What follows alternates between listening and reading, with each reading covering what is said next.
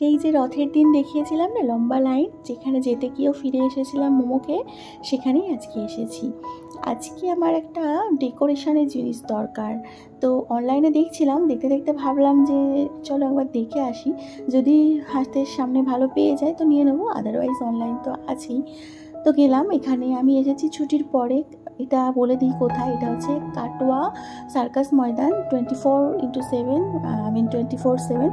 তো এখানে groceries item আর হচ্ছে এরকম ঘর ডেকোরেশনের জিনিস পাওয়া যায়। এই যে এইখানেই আমি খুঁজছি আমার জিনিসটা। আমি নেব একটা ছোট্ট আর্টিফিশিয়াল গাছের টব, যেখানে ছোট টবটা থাকবে আর একটু পাতা, গ্রিন পাতা থাকবে, কোনো ফুল টুল চাই না।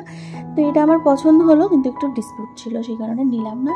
আর তো সেরকম পছন্দ হলো না। এই যে নিচের ফ্লোরটা পুরোপুরি গ্রসারিজ আইটেম, আর এই যে brown sugar, sorry brown rice.